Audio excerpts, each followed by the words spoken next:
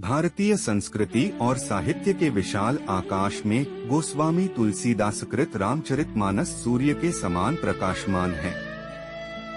यह केवल एक धार्मिक ग्रंथ नहीं, बल्कि भक्ति, काव्य, दर्शन, समाज और संस्कृति का समन्वित महाकाव्य है।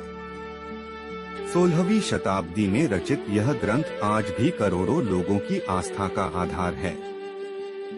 रामचरितमानस नाम से ही स्पष्ट है। राम अर्थात भगवान श्री राम, चरित अर्थात उनका चरित्र और मानस अर्थात मन का सरोवर।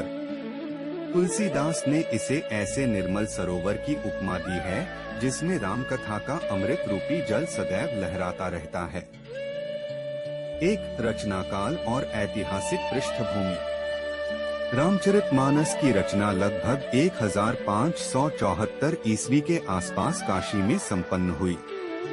उस समय भारतीय समाज अनेक संकटों से घिरा था। मुगल शासन का प्रभाव, धार्मिक कट्टरता, सामाजिक विसंगतियां और जाति-पाति का भेद। संस्कृत का अध्ययन केवल पंडितों और विद्वानों तक सीमित था। आम जनमानस के लिए वेद पुराण जैसी ज्ञान संपदा अप्राप्य थी। तुलसीदास ने लोक भाषा अवधि में राम कथा रचकर इसे सीधे सामान्य जन तक पहुंचाया।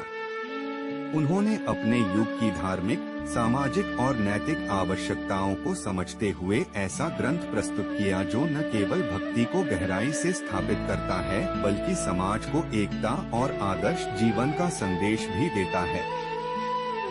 दो रचनाकार गोस्वामी तुलसीदास। तुलसीदास 1532 से 1623 की हिंदी के महाकवि और संत थे। वे संत परंपरा में भक्ति आंदोलन के प्रमुख स्तंभ माने जाते हैं। बचपन में ही माता पिता के वियोग के कारण कठिन परिस्थितियों का सामना करने वाले तुलसीदास ने अध्यात्म की ओर रुख किया। उन्होंने संस्कृत और वेदों का गहन अध्ययन किया, परंतु यह अनुभव किया कि भगवान की कथा को जन सामान्य तक पहुंचाने के लिए लोक भाषा ही उपयुक्त माध्यम है। यही कारण है कि उन्होंने अवधि में रामचरितमानस रचा, जो आज भी गांव-गांव, घर-घर में श्रद्धा से गाया कहा जाता है।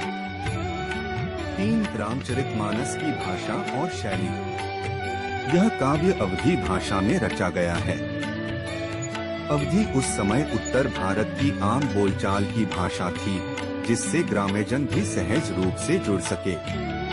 तुलसीदास ने अवधी में दोहा, चौपाई, सोरठा, कवित्त आदि छंदों का अत्यंत मधुर प्रयोग किया।